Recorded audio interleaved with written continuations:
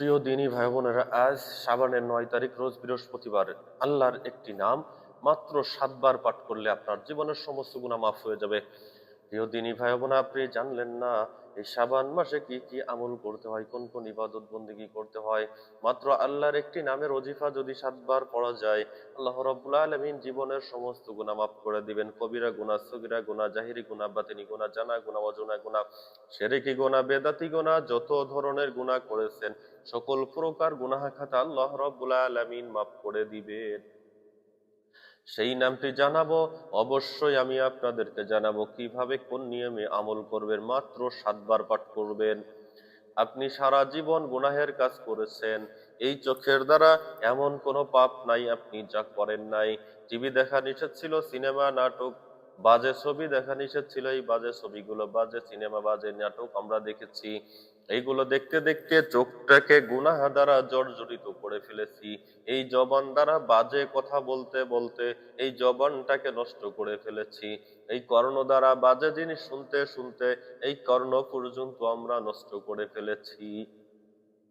যে হাতের দ্বারা আল্লাহর কাছে মুনাজাতে আল্লাহর কাছে বলবো, আল্লাহ তুমি আমাকে মাফ করে দাও, এই হাতের দ্বারা এমন কোনো পাপ নাই যা করি নাই।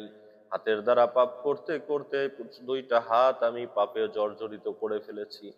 যেই পায়ের দ্বারা ভালো জায়গায় যাওয়ার কথা ছিল, এই পায়ের দ্বারা হেঁটে হেঁটে বাজে কাজে গিয়েছি।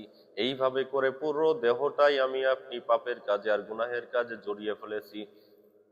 এখনো সময় আছে, আল্লাহর রাস্তায় ফিরে আসুন। এখনো সময় আছে, নিজের জীবনকে পরিবর্তন করুন। যত ধরনের বাজে কাজ, খারাপ কাজ করার অভ্যাস ছিল, সকল প্রকার খারাপ কাজ আর বাজে কাজ অভ্যাসগুলো ছেড়ে দেই। পরের জিনিস হরণ করার অভ্যাস ছিল, এতিমের মাল ভক্ষণ করার অভ্যাস ছিল, সকল ধরনের বাজে অভ্যাস থেকে ফিরে আসি। চুরি করার অভ্যাস যার ছিল, সেই ব্যক্তি চুরি করা ছেড়ে দিতে হবে। জিনা করার অভ্যাস যার আছে, জিনা করা ছেড়ে দিতে হবে। মানুষ ঠকানোর অভ্যাস ছিল, চিটারি বাটপারি, যত ধরনের বাজে কাজের অভ্যাস, সকল ধরনের বাজে কাজ থেকে আমাকে আপনাকে ফিরে আসতে হবে। প্রিয় ভাই ও বোনেরা, দেখতে দেখতে শাবান মাসের আজকে 9 তারিখ, আগামী মঙ্গলবার 14 তারিখ দিবাগত রাত, ফেব্রুয়ারির 3 তারিখ দিবাগত রাতে, রোজ মঙ্গলবার দিবাগত রাতে শবে বরাতের রাত। ওই শবে বরাত আসার আগেই নিজের জীবনের গুনাহ মাফ করে নিতে পারবেন একটি আমলের দ্বারা। মাত্র 7 বার পাঠ করতে হবে আল্লাহর নাম। আল্লাহর এই নামটি 7 বার যদি সহি শুদ্ধ সুন্দরভাবে পাঠ করতে পারেন, আল্লাহ আপনার কবিরা গুনাহ মাফ করে দিবেন। আপনার জীবনের সকল গুনাহ মাফ হয়ে যাবে। আপনার উপর রহমতের রিজিক বর্ষিত হবে, রহমত বরকত বর্ষিত হবে। আল্লাহ রাব্বুল আলামিন বৃষ্টির ন্যায় রিজিক দান করবেন, গায়েবী রিজিক দান করবেন। গায়েবী ভাবে আল্লাহ রাব্বুল আলামিন আপনার পরিবারকে সাহায্য করবেন, আপনাকে সাহায্য করবেন, অভাব অনটন দূর করবেন। যত প্রকার ঋণগ্রস্ত আছেন, ঋণ পরিশোধ করার তৌফিক দান করবেন। সব ওই আল্লাহর হাতে। আল্লাহ রাব্বুল আলামিনের কাছে যদি সঠিকভাবে চাইতে পারেন, ওই আল্লাহ রাব্বুল আলামিন আপনার জীবনের সকল চাওয়া পাওয়া পূরণ করে দিবেন এই ভিডিওর আমলের মাধ্যমে। শাবান মাসে নবীজি সাল্লাল্লাহু আলাইহি ওয়াসাল্লাম আল্লাহর কাছে বেশি বেশি দোয়া করতেন, আল্লাহুম্মা বারিক লানা ফি রজব ওয়া শাবান ওয়া বাল্লিগনা রমাদান। আমি আপনি এই দোয়াটি কতবার পড়েছি? আমি আপনি তো অনেকেই এই দোয়া কোনোদিনও পড়তে জানি না, কোনোদিন কোনো সময়ের জন্য পড়ি নাই, দোয়াটি আমি জানি না। তাহলে আপনার জীবনটাই সম্পূর্ণ বৃথা হয়ে যাবে।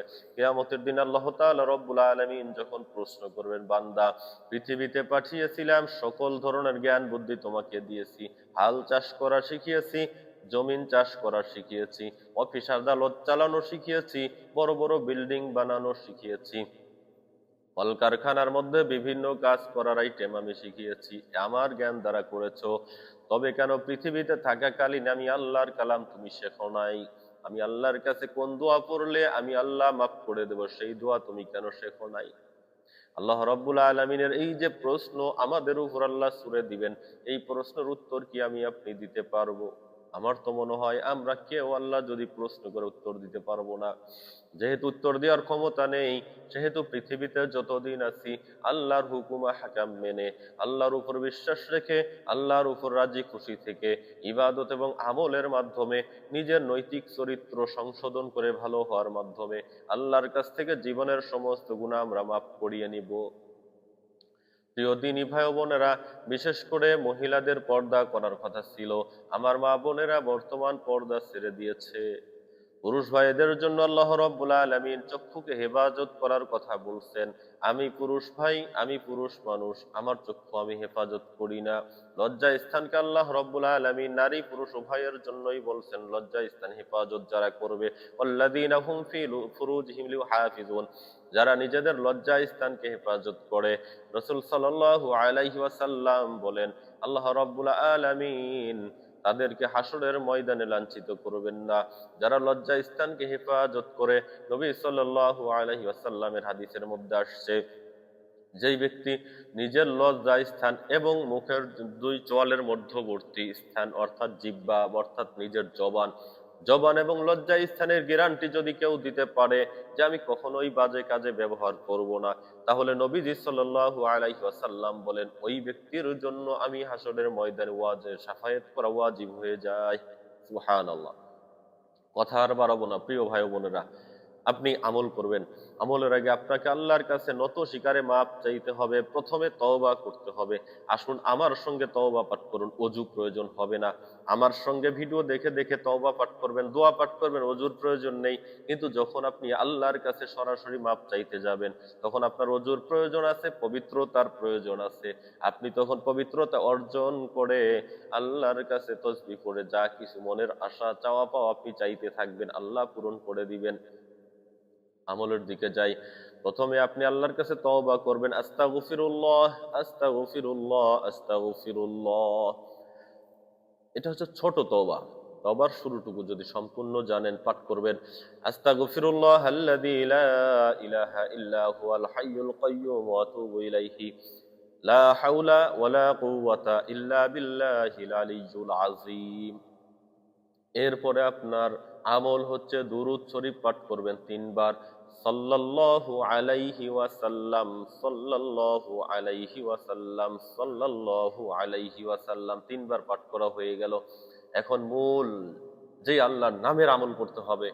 আল্লাহর নামটি হচ্ছে ইয়া রহমানু, ইয়া রহমানু, ইয়া রহমানু, ইয়া রহমানু, ইয়া রহমানু, ইয়া রহমানু, ইয়া রহমানু। এই যে ৭ বার পাঠ করা হয়ে গেল।